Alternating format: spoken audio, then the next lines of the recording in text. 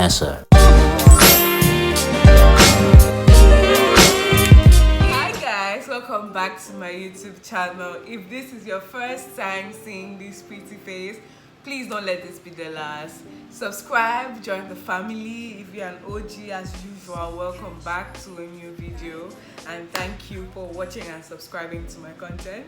So guys, today we're going to do part 2 of living in Lagos / culture shock.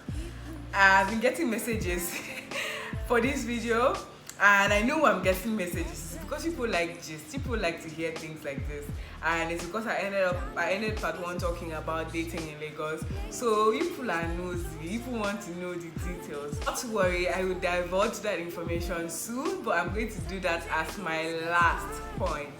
So like they say, good things happen to those who wait. So as you watch my content and be patient to get to that point, I hope you're satisfied with the information. So guys, the first thing we're going to talk about is the wedding experience. And the reason why I'm talking about the wedding experience, because you can't go to Nigeria and then live there for a bit and you don't have like the actual Nigerian wedding experience. Like, it's good to experience it. It's not just watching it in movies and like watching YouTube videos. Like, you need to be there, you need to live it, and I'm telling you, it's a mad experience. Like, Nigerians have fun at their weddings. They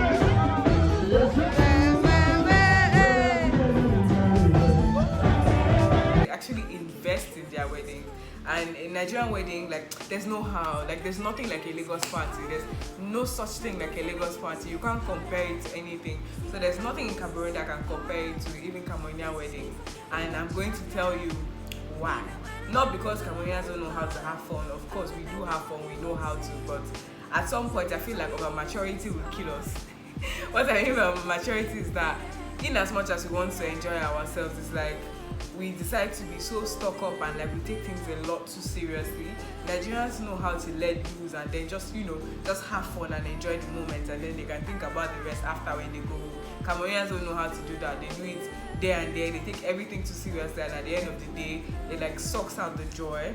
And I love the fact that Nigerian weddings are like carnivals. Like, even the smallest weddings, they have like very intimate touches. Like, they take time with their decor, they take time to serve their guests, they make sure that, you know, everybody's well attended to.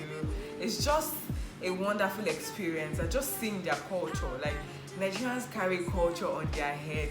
Like, they actually carried it on their heads. Like, they make sure that everything is done according to their various cultures. It's so beautiful to see. Like, I wish, and I'm going to say it, if you're going to Nigeria, please, if you have a friend or a friend that's getting married, just attend. Even if you don't know the person, just attend to sit and then see what's going on around you. Even if you don't know the person, Vanessa, please, they should not catch you and you say it's Vanessa that sent you. But it's a good experience to have. I love the fact that they have like after parties after the wedding. For Cameroonian weddings, we don't have after parties. Cameroonians does, you know, we do the wedding and then where it ends. Nigerians actually have actual parties.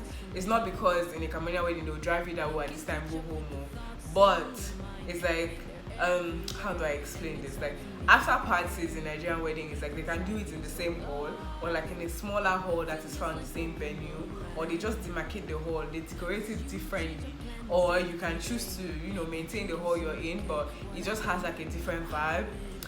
Nigerian parents understand the assignment. Yes, they understand the assignment, because at a particular time the DJ will be like, he'll cut off music here and there, they'll switch off the lights here and there. It's like they're hinting that parents should go home so that they can continue the rest of the party. Nigerian parents are so respectful. Like, most of them just, you know, don't want the wahala, they don't want the stress, and they just go home. If you do that in Cameroon, you're just wasting your time, because parents are going to stay. They're going to stay. Don't they like enjoyment? They like enjoyment, so there's no how they're going to leave you alone. Like, some parents will go out of respect, but most are going to stay. They'll be like, you can't enjoy without me, I'll be here. So yeah, I feel like the whole point behind, you know, having an after party is like having your friends, or like just having a young crowd of people around you, just, you know, having fun and not having to like form or like, you know, just withhold yourself from enjoying to the maximum. Because in as much as you would enjoy it in the day, like in the doing the after party, like, it's a different vibe. It's like you forget everything and you just let loose. Like, that is like your highlight of your wedding. Like, you just have fun with your friends. And like, guy, like, I actually want to have a Nigerian after party. Not Nigerian per se, because I'm going to do it somehow different, but I want to have an after party for me and my friends. It's like, after that, like, I just don't want the formality of just getting married. I want my friends to actually, enjoy coming to my wedding. And also, let's talk about like the outfits, the gele, the ashwebi, and all of that. So Nigerians also, like I said, they carry culture on their heads. Like, they actually sell ashwebi. People make businesses of selling ashwebi, wedding ashwebi. And like, you buying the ashwebi is like you're somehow supporting the bride. There's some brides that decide not to make money off it, and they just sell like at the same price that they got from the market. Those ones are like not problematic. They are the ones that just sell and then they inflate the price times 3. So if the ashwebi was like 3.5 in the market, they will sell it for like 70k, and they actually make mad money off it. But they do it like, you can have like different ashwebis for different people. Like, families have their own ashwebi, like, your co-workers, your friends, your bridesmaids or be ashwebi girls, they have like different fabric. So they actually color coordinate, so you know that, okay, this group of people, they wear so and so color. As for Cameroonians, I feel like sometimes we also copy from the Nigerian culture, because we are not so much into like wearing ashwebi and color coordinating. But I see a lot of weddings now that actually struggle to do that, and which is good. But I also feel like we should stick to our cultures. Let's say if I'm picking out ashwebi, or it doesn't have to be like traditional, it can be like modern traditional, like posh traditional. It has to be something that kind of ties you down to your own culture, because Nigerians carry their culture on their head. It's their culture. Like, even if we want to copy, we should copy the good aspects and not just completely put our own culture aside. Like, I don't condone that. There is a way of making your culture beautiful. Like, we can actually make our culture beautiful for others to see, and yeah, not just copy to the T.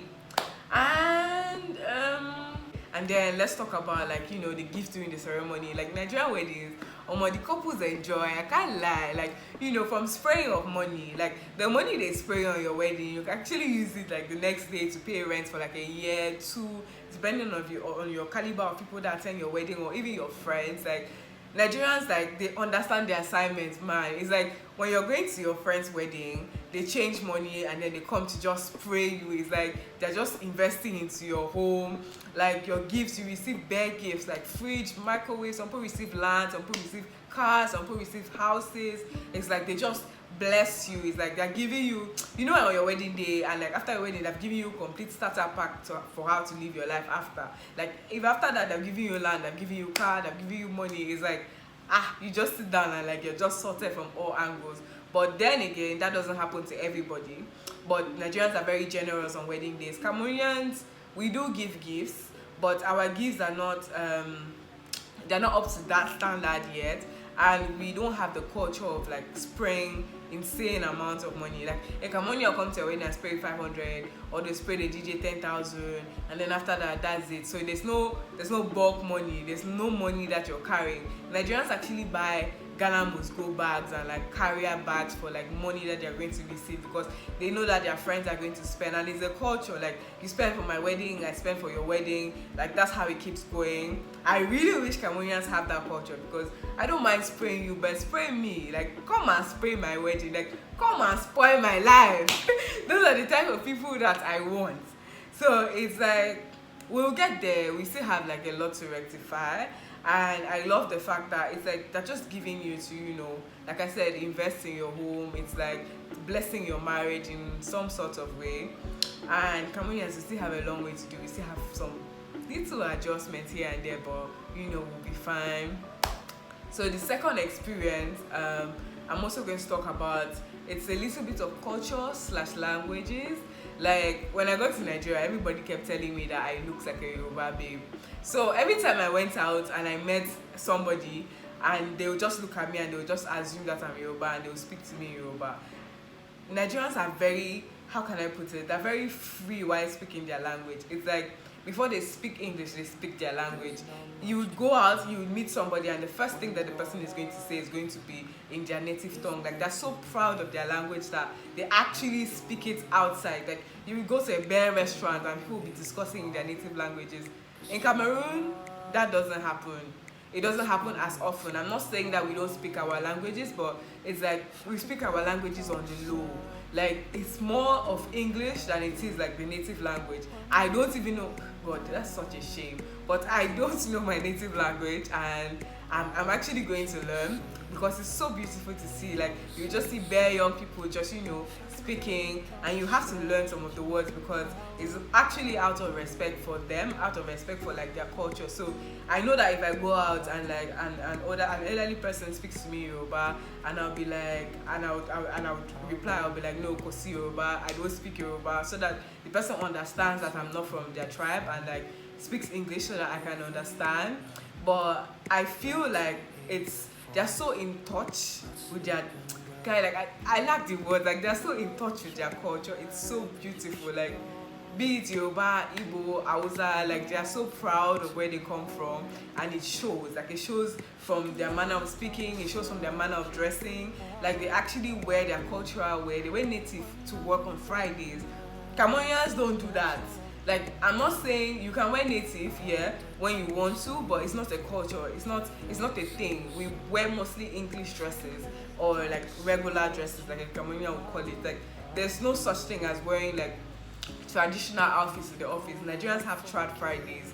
We don't have anything like that. And to be honest, like, I wish we get to that point. Like, it would be nice, and it also, like, if we get to that point, other countries get to see our culture and also admire it.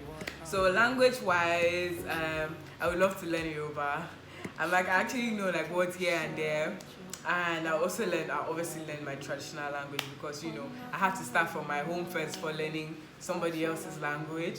But the reason why I would like to learn Yoruba is because I've actually been around people and gone out, and I've seen every single person speak Yoruba. It's like, from my home they speak Yoruba, from my friends they speak Yoruba. So if I had that here, I would be more like motivated to actually learn it, and I haven't had that yet. So yeah.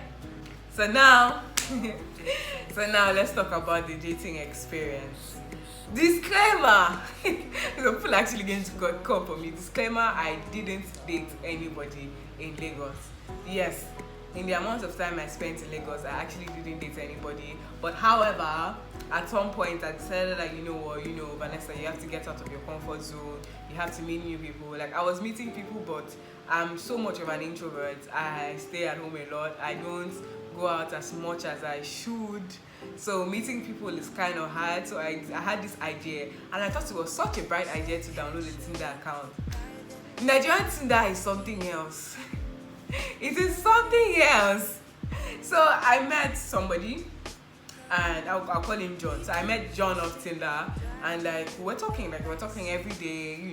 It was all fun and games. Like, we had like the same vibe sort of over the phone. Like, anything can happen. We're just talking, we're very good friends, and then after we decided to meet each other, and he was like, okay, because he lived on the mainland, so he was going to come to the island so that we could, go on a date and hang out. So he came to my house, picked me up, and then we went to a restaurant, and then we had a nice time. We were just talking, and then after that he said he wanted us to change location, and then we changed location. But at the second restaurant, he was like, okay, we had eaten, after drinking, and if I'm going to fit the bill, like, I would rather you tell me before, and not after we're finished eating and you're like, oh, you left your wallet. Like, why are you lying? Like, you didn't leave your wallet, you didn't forget your wallet. Because what do you mean by you left and you forgot your wallet, and then you ate, and then after eating you expected me to fit the bill? Like, it was so awkward. Like, I was pissed. Normally, I don't mind paying bills. I believe in equality. If I initiate the date, best believe I'm going to pay. I own up to my shit, and yeah, like, I was so disappointed. I was like, what? Stop pressing. I was so disappointed, and like, I paid the bill. After that, we went home, and then we went our separate ways, because after that he started acting funny. He was like, oh, I should come to the mainland, I should come and spend the night. I'm like, spend the night where? Like, we just met. You want me to come and spend the night, like, when they work, and then on top of it, you forgot your wallet. Like, are you kidding me? So it was just not a good experience. After that, I met like 2 other people of Tinder, and it got to a point where I just deleted the app. I was like, the app is rubbish. And fortunately, I made 2 friends on Tinder that they actually have sense. So I'm guessing, I mean, that's like the most that came out of that app, but it was utterly useless to me, and I don't advise anybody to download a Tinder account. Don't do it. Don't waste your money. Even if it's premium, please. Avoid it. Tinder accounts are just for hookups. Even native doctors have Tinder accounts. The things I've seen on there, nah, never again. So yeah guys, thank you for watching my video. I hope you enjoyed my video. Please don't forget to like, share and subscribe, and I'll see you in my next video. Bye guys.